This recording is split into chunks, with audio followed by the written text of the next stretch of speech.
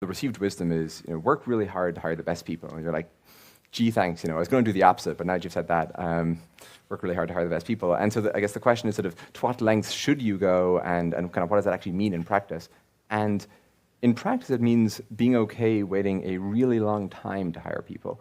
It took us maybe 6 months to hire the first 2 people. So a person per quarter, even though we had this kind of network already and knew all these people, we managed like 1 every 3 months.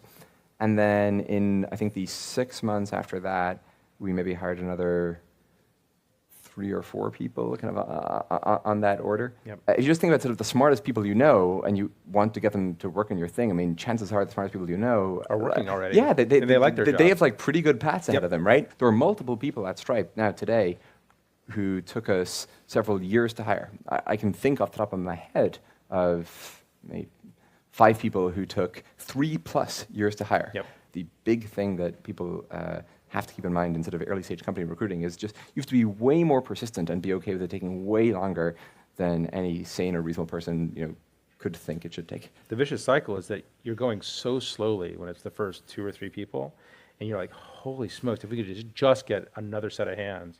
And but you don't want to do it, but we talk a lot in this class about compound interest and the value of compounding interest. Yep. Like if you get just one great person, right, that makes it marginally easier to get the next great person. So I think there's that dynamic in spades, and then kind of secondly, I think kind of another way to think about it that maybe makes the kind of the importance of it and the potency kind of clearer is that you have to kind of imagine the tree of sort of all the people this person will hire. And so kind of rather than just thinking about it as kind of, do I want this person or not? It's like, do I want this person and the 50 people who I think that they will hire? Because even if they don't literally hire 50 people, they will be kind of so influential in determining sort of the self-selection of those 50 people. Yep.